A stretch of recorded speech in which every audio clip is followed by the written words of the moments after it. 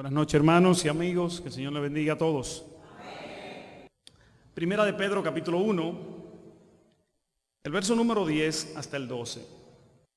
Los profetas que profetizaron de la gracia destinada a vosotros, inquirieron y diligentemente indagaron acerca de esta salvación, escudriñando qué persona y qué tiempo indicaba el Espíritu de Cristo que estaba en ellos, el cual anunciaba de antemano los sufrimientos de Cristo y las glorias que vendrían tras ellos.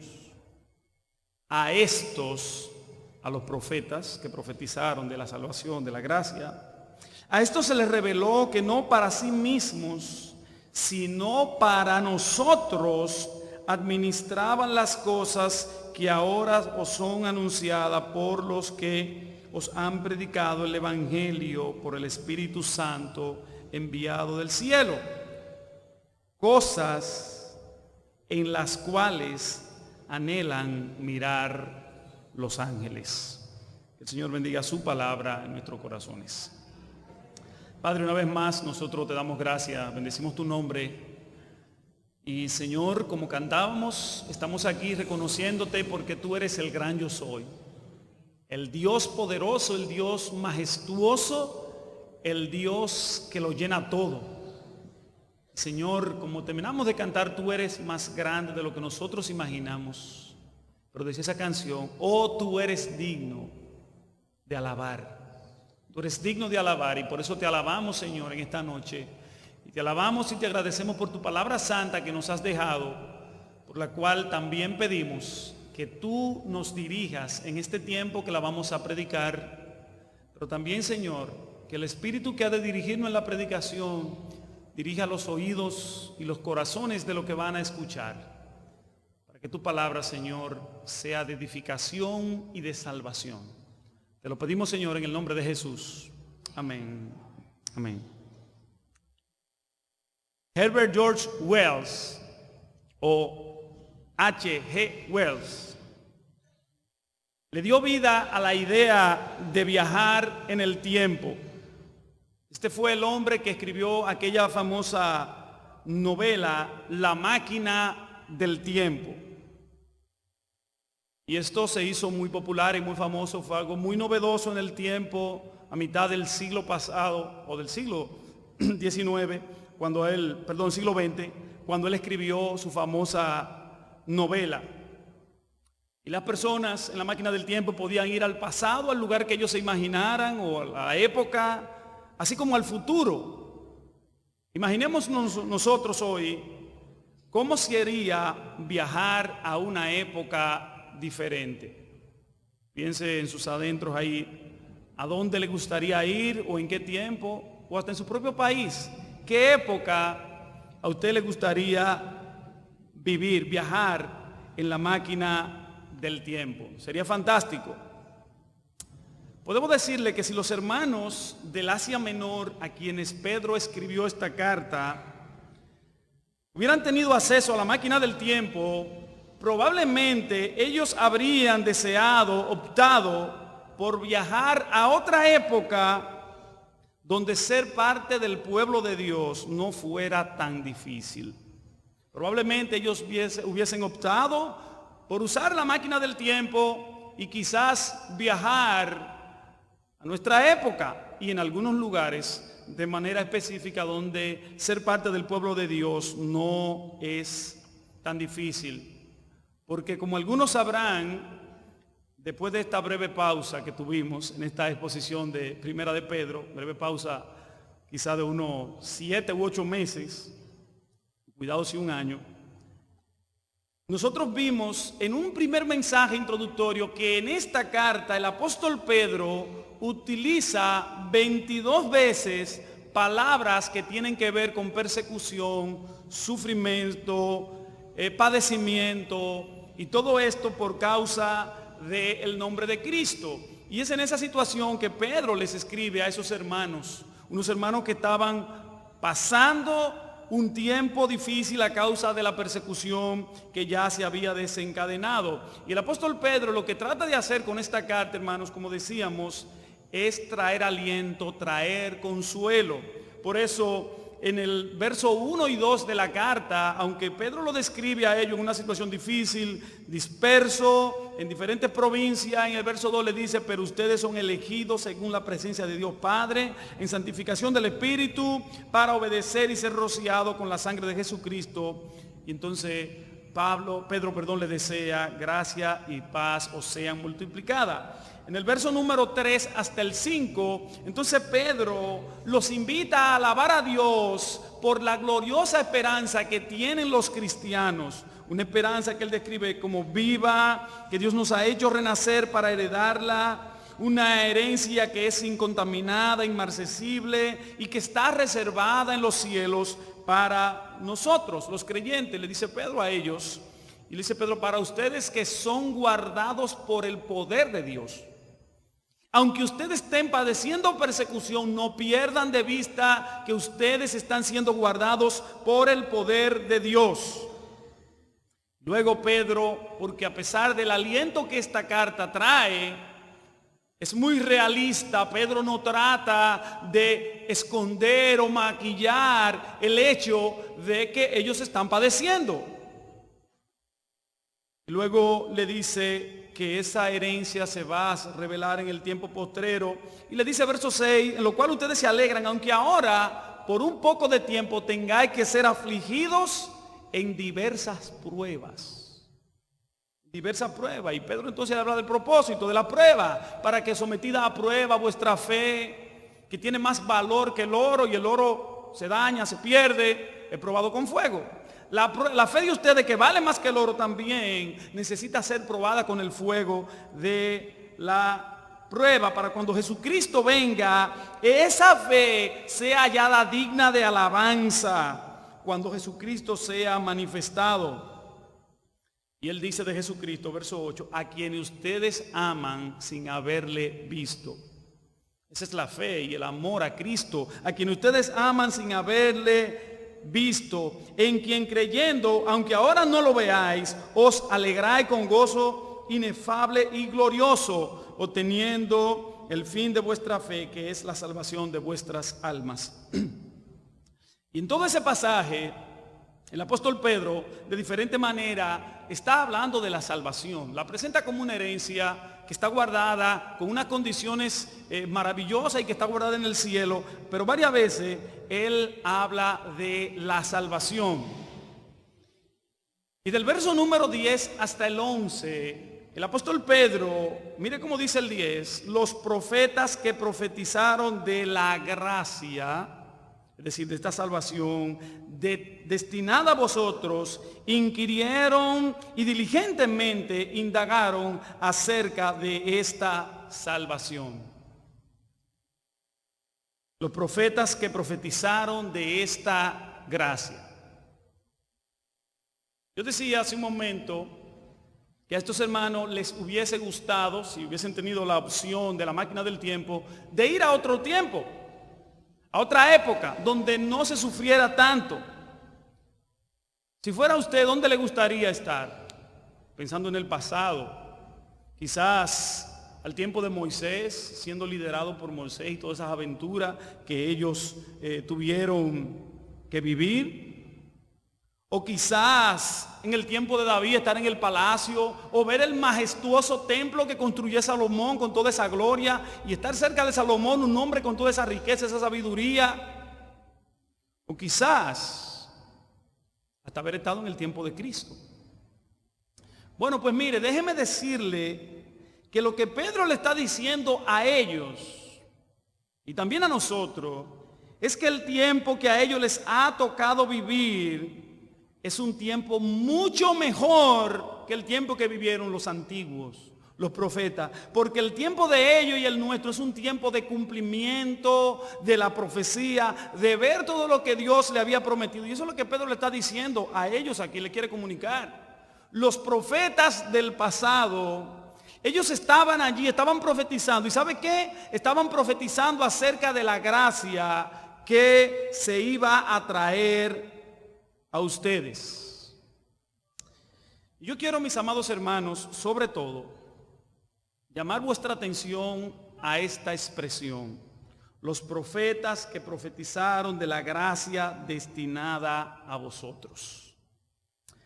Y digo esto porque yo no voy a entrar a una exposición de estos versos. Será en un próximo mensaje.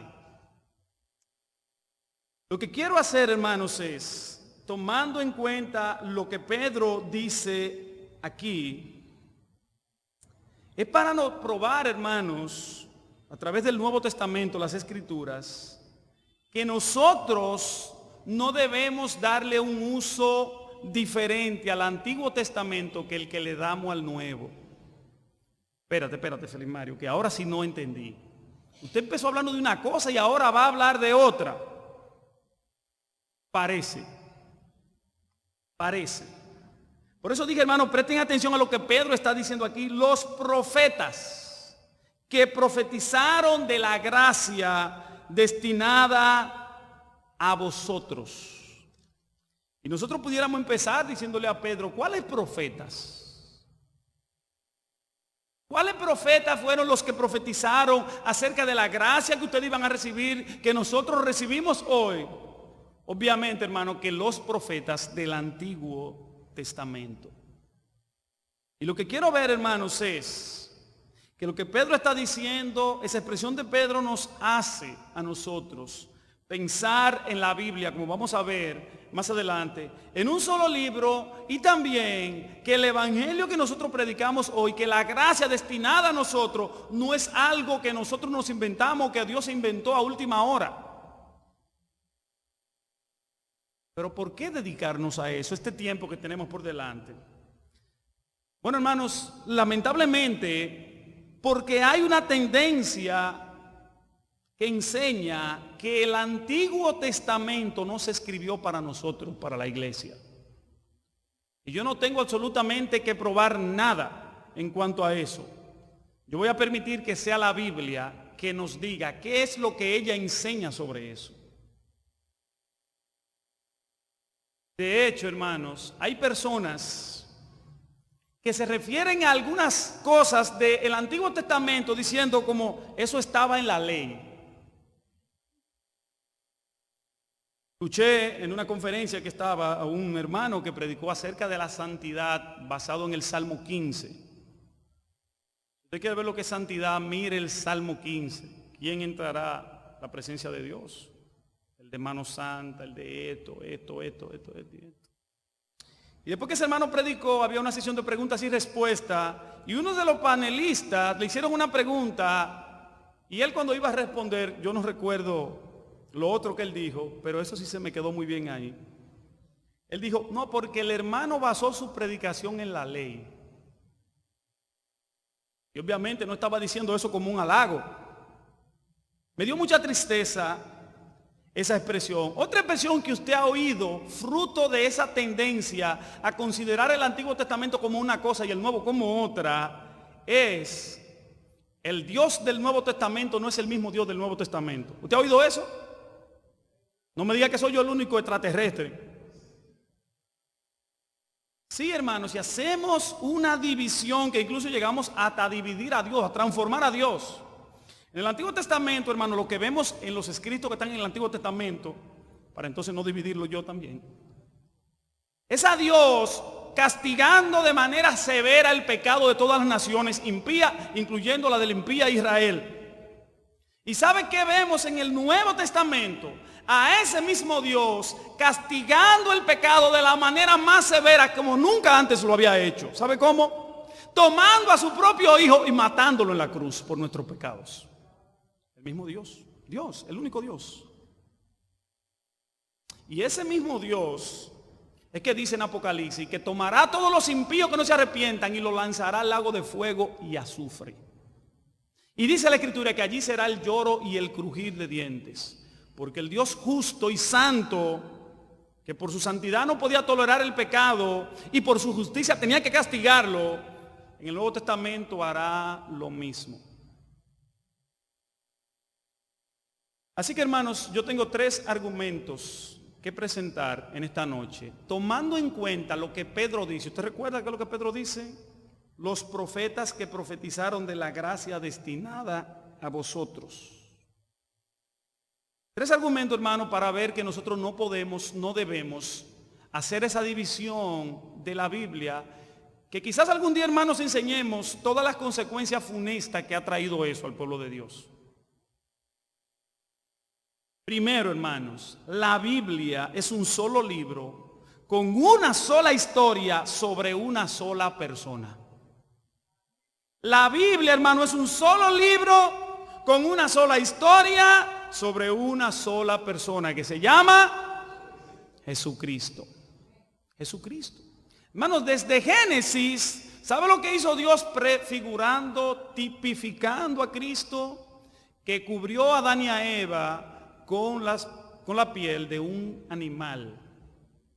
Y allá mismo le dijo a Eva y le dijo a la serpiente, cuando castigó a cada una, le dio el juicio, a la mujer le dijo, va a dar a luz a tus hijos con dolor, y a la serpiente le dijo, de ella va a venir una simiente, la cual tú le herirás en el calcañar, y esa simiente te aplastará la cabeza. ¿Sabe quién era esa simiente? Cristo. Cristo. Y de hecho, hermano, la Biblia termina como empieza, en un huerto, con Cristo allí como Señor, y los hombres siendo el pueblo de Dios y teniendo comunión con Dios. Ahora, hermanos, nosotros podemos decir muchas cosas de eso, pero vamos a dejar que sea el propio Señor Jesucristo que nos diga qué dice la Biblia acerca de Él. Yo quiero invitarle que vayamos a Juan capítulo 5, verso 38. Juan capítulo 5, verso 38 al 39. El Señor Jesucristo está discutiendo aquí con los judíos porque Él había sanado al paralítico del estanque de Betesda. Y el problema de todo eso no fue que Él sanó al paralítico, es que era sábado aquel día, dice Juan. Y empezó una discusión que sigue en todo este párrafo, capítulos, hasta el capítulo 10, la discusión del Señor. Y en parte de esta discusión le dice el Señor a ellos en el verso 38, ni tenéis su palabra morando en vosotros, porque a quien Él envió, y si usted ve el verso 37 es el Padre, a quien Él envió, vosotros no creéis. Y dice el verso 39, escudriñad las Escrituras. Y debo decir, hermanos, que la Biblia Reina Valera nuestra es la única que traduce ese texto o esa palabra en imperativo.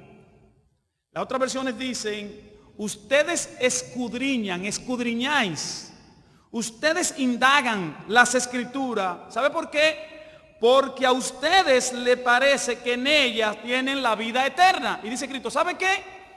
Ellas son las que dan testimonio de mí. ¿Cuál escritura, hermanos? ¿Cuál escritura? El Antiguo Testamento. Obviamente es lo que el Señor Jesucristo le está diciendo a ellos. El Antiguo Testamento, ¿sabe de quién habla? De mí. Y ustedes lo leen porque a ustedes les parece que ustedes pueden salvarse a través del conocimiento de las Escrituras. Y miren qué sorpresa, ¿saben de quién hablan ellas? Del que ustedes están rechazando. De mí. Pero mire lo que dice el verso 44 también. ¿Cómo podéis vosotros creer? Pues recibid gloria los unos de los otros y no buscáis la gloria que viene del Dios único. No penséis que yo voy a acusarlos delante del Padre. Hay quien os acusa. ¿Sabe quién? Moisés. Y entienda qué significa Moisés. En quien tenéis vuestra esperanza. En la Escritura Cristo le está diciendo de lo mismo. Porque si creyeseis a Moisés, ustedes tienen su esperanza ¿en quién? En Moisés. Si ustedes creyeran a Moisés, me creerían a mí. ¿Razón, Cristo? Porque de mí escribió Él. Pero si no creéis a sus escritos, ¿cómo creeréis a mis palabras? Está Cristo diciendo, pero ¿cuál es el punto? Dice Cristo, Moisés, ¿sabe de quién escribió? De mí. Hermanos, el Pentateuco, Génesis, Deuteronomio, Éxodo, Deuteronomio, Levítico, Números, ¿sabe de quién hablan? Dice Cristo. De Él. De Él, hermanos. Lucas, capítulo 24.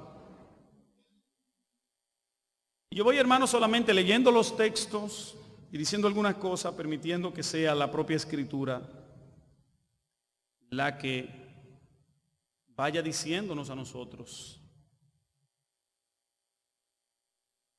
que toda la Biblia, hermano, tiene un solo tema que se llama Jesucristo, de principio a fin.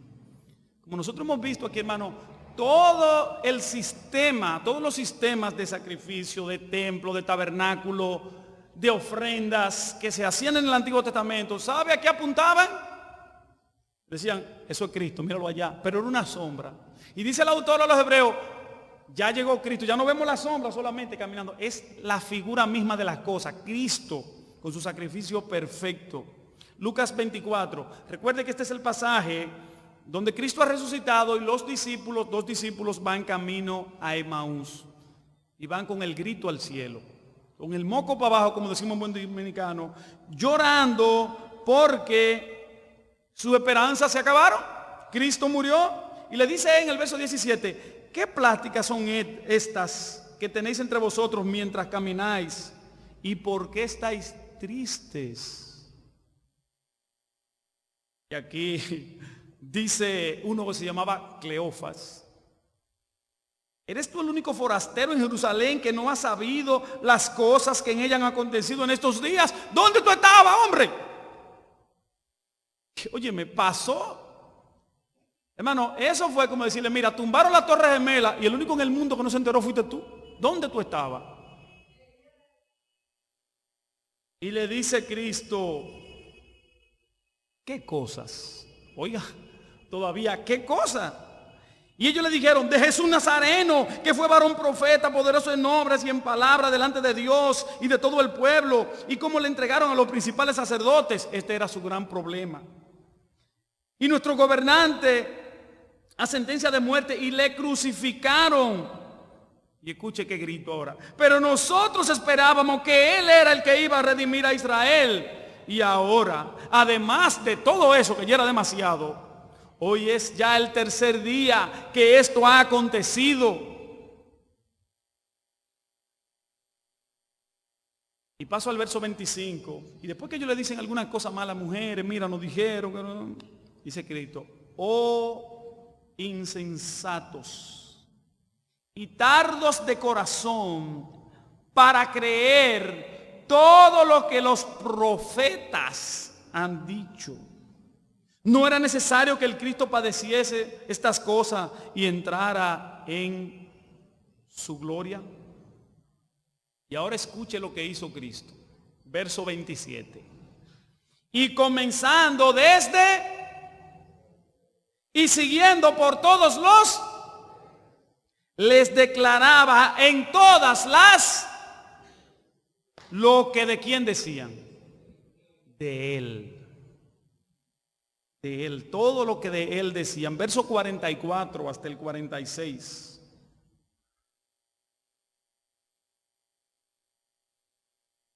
Y ya el Señor está junto con los discípulos.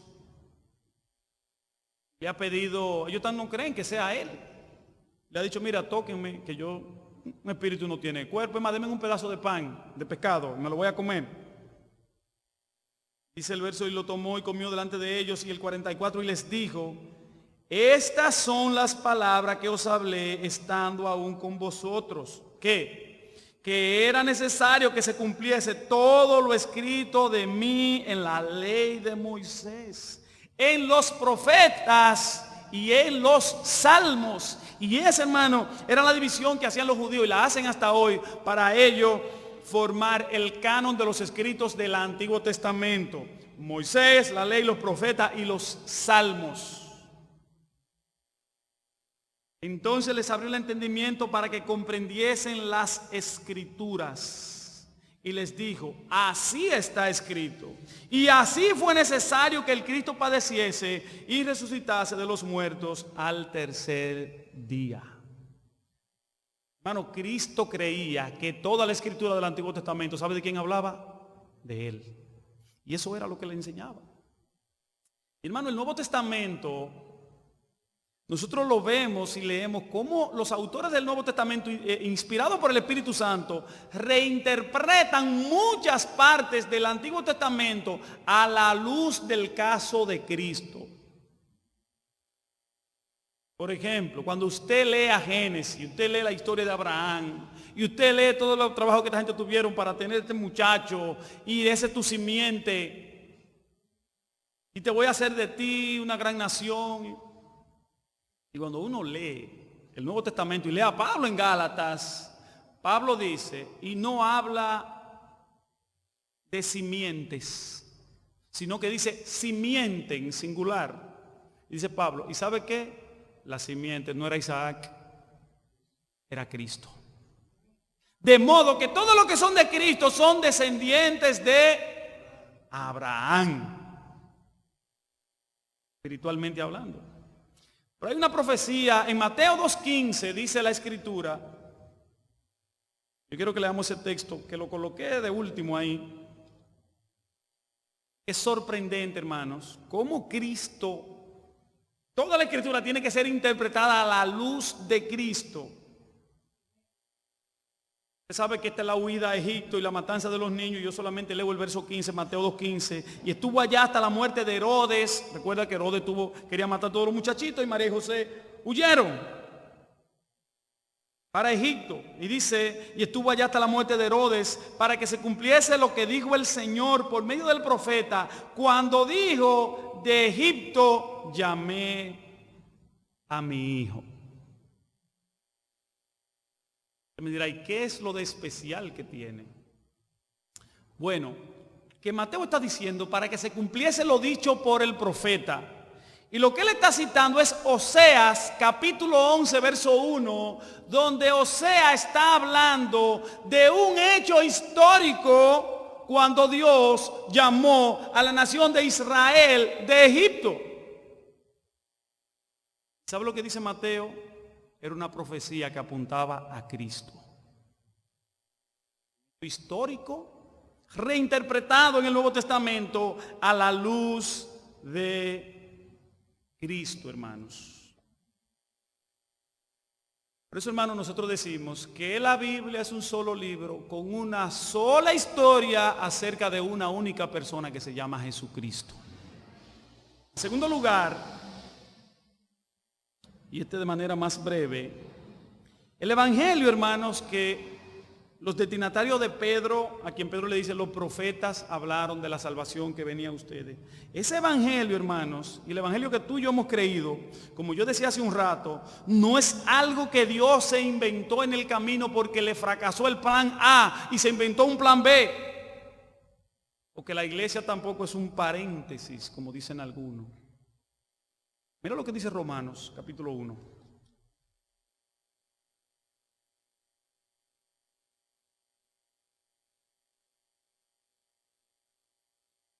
Porque hay personas, hermanos, que dicen que el evangelio es algo nuevo. Que esto no existía. De hecho, hermanos, el texto que yo citaba ahorita, dice Pablo en Gálatas 3:10, y Dios, previendo Dios, que habría de justificar por la fe a todos los que creyeran en Cristo, dice él, dio la buena nueva de antemano a Abraham. Y esa palabra buena nueva, ¿sabe cuál es la palabra, hermano, que está ahí? Evangelio. Que Dios le predicó el evangelio a Abraham.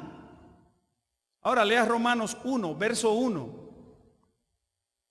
Pablo, siervo de Jesucristo, llamado a ser apóstol, apartado para él, el evangelio ¿de dónde sacó Dios este evangelio? Que él había prometido antes ¿por quiénes? ¿Dónde? En las Sagradas Escrituras. ¿Y cuál es el contenido de ese evangelio que Dios prometió allá? por los profetas y en las escrituras. ¿Cuál es el contenido de ese evangelio? Dice el verso 3. Acerca de su Hijo, nuestro Señor Jesucristo, que era del linaje de David, según la carne. Así que, hermanos, el evangelio no tiene 2000 años. El evangelio tiene toda la historia del pueblo de Dios a través de todas las edades. Dios anunciando el mismo mensaje, que habría de perdonar a los pecadores por gracia, por la sustitución de otro. En otro tiempo lo hacían a través de animales, en este tiempo a través de nuestro Señor y Salvador Jesucristo. Hermanos, el evangelio Dios ha venido predicándolo. Dios se lo predicó personalmente a Abraham y a todos los demás. Y era por fe. Dios le decía, mira, cree en eso. Por eso yo te justifico. Y todo apuntaba a Cristo. En tercer lugar, hermanos, la Escritura dice que todo lo que los profetas escribieron quedó escrito para nosotros. La Biblia, hermanos, el libro de Dios, dice que todo lo que los profetas allá escribieron quedó escrito para nosotros. ¿Quiénes nosotros? Sí, usted y yo. Para la iglesia. Miremos Romanos capítulo 15, verso 4. Ya que estamos hoy todavía en Romanos.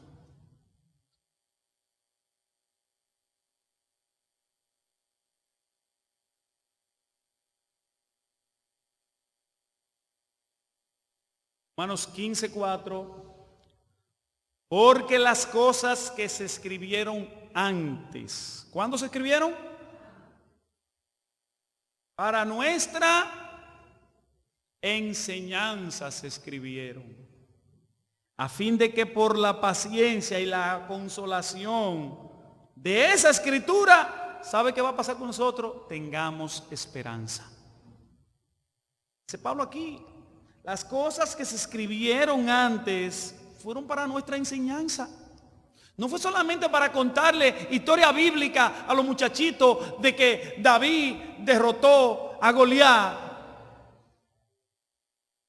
y que nosotros podemos vencer a nuestros gigantes. No, hermanos, es para enseñarnos que Dios le va a dar la victoria a su pueblo siempre. En cualquier circunstancia, no importa quién o qué lo amenace, Dios estará ahí para darle la victoria a su pueblo. También ahora. Para eso es que está la historia de David y Goliat, para ti, para mí ahí. Para nuestra enseñanza.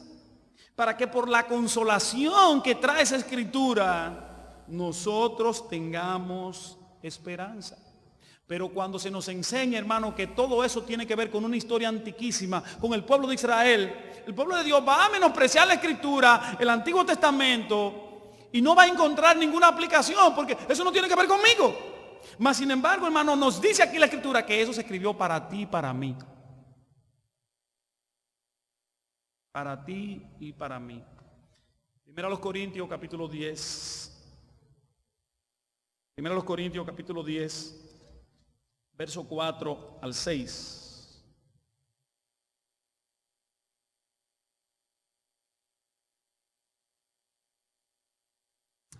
Vamos a leer desde el verso 1, hermanos. Tengo a alguien que lo puse a chequearme el tiempo ahí. A ver si soy preciso.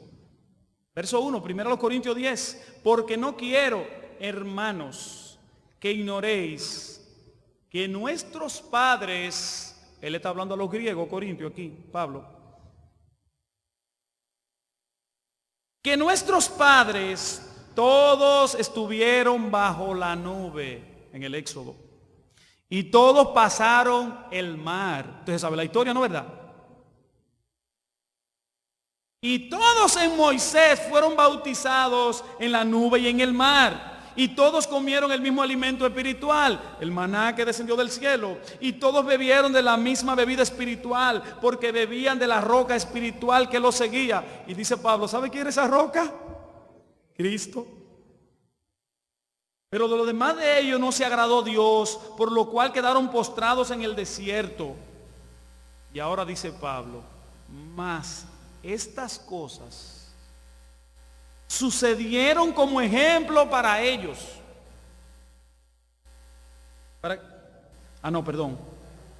Para nosotros, para que no codiciemos cosas malas como ellos codiciaron. Hermano, cuando tú leas el Éxodo, mira los pecados de Israel y guárdate de cometerlo, y yo también. Y de aprender de la provisión de Dios, del sustento de Dios para su pueblo en medio de la dificultad. Verso 7. Ni seáis idólatras como algunos de ellos. Según está escrito, se sentó el pueblo a comer y a beber y se levantó a jugar. Ni forniquemos, como algunos de ellos fornicaron y cayeron en un día 23,000. Qué malo eran los judíos. Se dio, es para ti. Ni tentemos al Señor, como también algunos de ellos le tentaron y perecieron por la serpiente. ¿Se acuerda de eso? Dios le mandó viaje de serpiente, dice Dios. Dios castiga a sus hijos. Dice Pablo, es que no está enseñando algo con eso. Ni murmuréis como algunos de ellos murmuraron y perecieron por el destructor. Y ahora dice Pablo, verso 11. Y estas cosas les acontecieron como ejemplo y están escritas para que cada judío se recuerde de ella. No.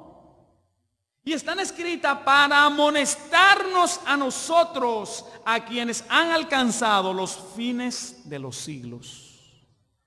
Si usted quiere, póngalo más para allá. La gente que falta todavía, los fines de los siglos. Porque la palabra de Dios es viva y permanece para siempre. Y es aplicable para todo hombre, para toda mujer, en toda época, en toda edad. Y hermanos, hay un pasaje que no podemos dejar de citarlo. Yo sé que en la mente de algunos debe andar por ahí. 2 Timoteo 3:16. Y en 1 Timoteo, y estoy leyendo el texto raro, digo, porque no es ese. Segunda.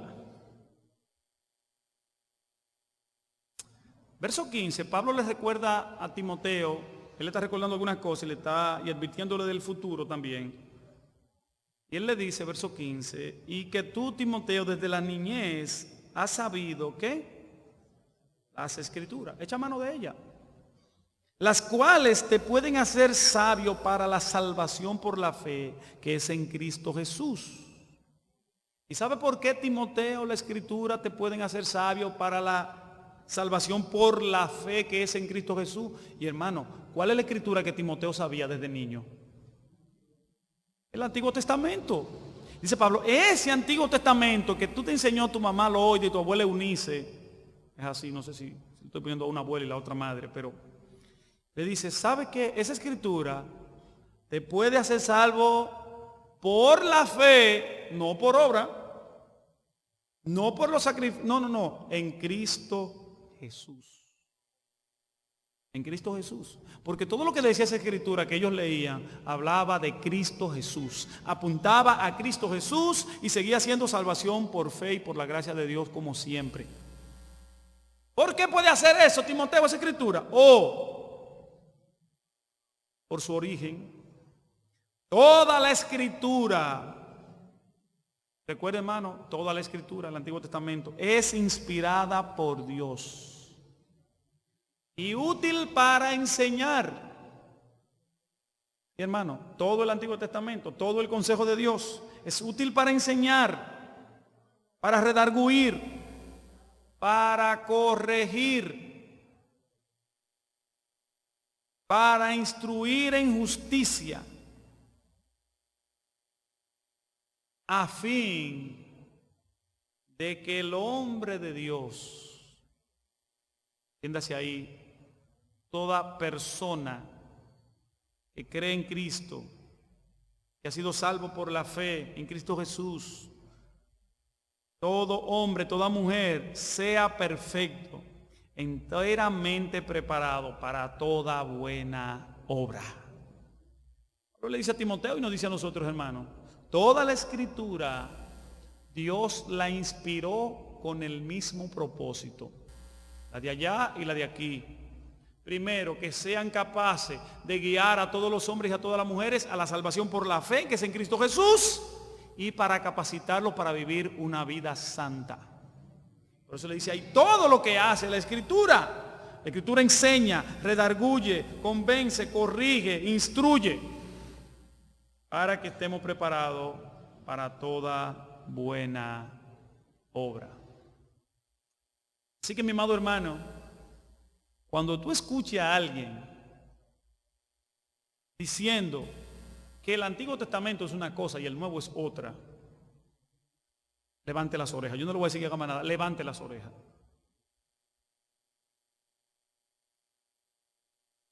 Que eso era para una gente, pero no tiene que ver con nosotros. No, hermano, eso no es lo que la Biblia dice. Eso no es lo que la Biblia dice. De hecho, hermano, cuando hacemos eso, estamos atentando contra la esperanza que nos da la Escritura. Toda la Escritura, como dice Pablo allá en Romanos 15:4. Estas cosas se escribieron y están ahí para que por la paciencia y la consolación de las Escrituras tengamos esperanza. Y vuelvo a Pedro, y ¿sabe lo que Pedro está haciendo precisamente, hermanos? Es eso, porque esos hermanos necesitaban esperanza, necesitaban consuelo, y Pedro le está diciendo, mira, todo lo que ellos escribieron fue para consolarlo a ustedes, y ¿sabe qué? Ustedes tuvieron mayor privilegio que ellos. Ellos no pudieron verlo, y ustedes lo están viendo. Así que, mis amados hermanos, como una aplicación para nosotros, no importa lo mucho que tú puedas estar sufriendo en este tiempo, Dios nos ha concedido, hermano, un estatus que no tuvo ni el más grande de los profetas de la antigüedad. A ti y a mí. Eso es lo que Pedro está tratando de comunicarle a sus hermanos. Mira, los grandes profetas de la antigüedad no tuvieron el privilegio que ustedes tienen. Ellos hablaron de algo que era para ustedes, que venía a beneficiarlo a ustedes, y no lo vieron en su plenitud. Dice Pedro, ellos estaban afanosamente inquiriendo qué persona era y qué tiempo. Nosotros estamos en ese tiempo y hemos visto a la persona gloriosa de nuestro gran Dios y Salvador Jesucristo. No importa lo que estemos pasando. No importa. Concluyo, hermanos, con Mateo 13, 16 al 17. Mire lo que dice Cristo. Es una bienaventuranza. Mateo 13, 16 al 17. Él está hablando aquí de la parábola y mire lo que él hace. Mire qué aplicación hace Cristo. Y dice, bienaventurados vuestros ojos porque ven y vuestros oídos porque oyen. Porque de cierto os digo que muchos profetas y justos desearon ver lo que veis y no lo vieron, y oír lo que oís y no lo oyeron. Por eso, hermano, cuando Simeón, aquel anciano, tomó a Cristo, ese niño, ¿sabe lo que él dijo? Lo levantó y dijo, ¿cómo fue que él dijo? ¿Alguien sabe? Señor, despide a tu siervo en paz, porque han visto mis ojos tu salvación. Ellos estaban esperando y él lo vio.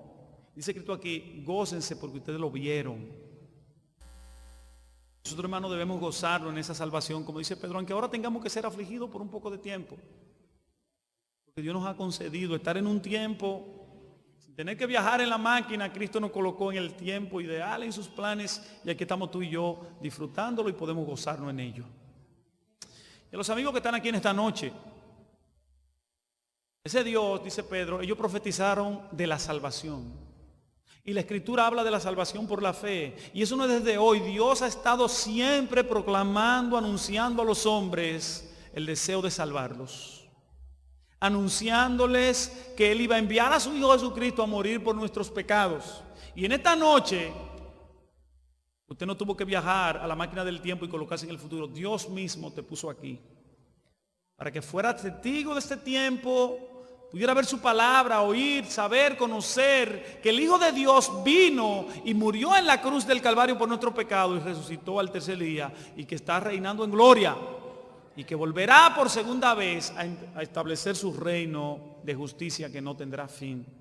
Y tú tienes la oportunidad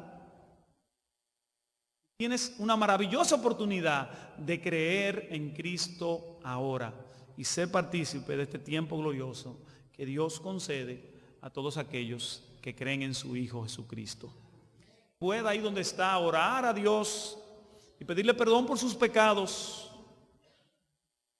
y decirle a Dios, ciertamente usted ha reconocido que es un pecador, una pecadora que necesita a Jesucristo y que usted va a creer que lo que Él hizo ahí en la cruz fue para salvarlo y que Él se levantó de los muertos para darle a usted la vida eterna. Cree en Cristo, pídele que perdone tu pecado y que Cristo venga a ser tu Señor y Salvador. Y Cristo cumple siempre su promesa y dice, el que a mí viene, yo no le echo fuera. Así que ven a Cristo. Padre, muchas gracias por tu santa y bendita palabra. Por eso, Señor, nosotros ahora podemos mirar el rostro y el regocijo del salmista cuando decía, oh, cuánto amo yo tu ley. Es en ella todo el día mi meditación. Señor, danos el corazón del salmista para también exclamar cuánto amamos tu ley. Cuánto consuelo hay en ella, Señor. Ayúdanos, Padre, a verla también como esa miel más dulce que la miel que destila del panal y más deseable que el oro, como dijera el salmista también en otra parte. Ayúdanos, Señor, a valorar toda tu palabra, toda, Señor, porque toda es inspirada por ti y es útil. Oramos, Padre, también por los amigos que están aquí, para que el poder de tu palabra los alcance. Dice ella misma que ella es una espada de dos filos que penetra hasta partir el alma, la coyuntura y los tuétanos. Que tu palabra, Señor, penetre a los corazones que están aquí sin Cristo y que los quebrante, que los haga morir a ellos mismos, Señor, pero que le dé vida en Cristo Jesús.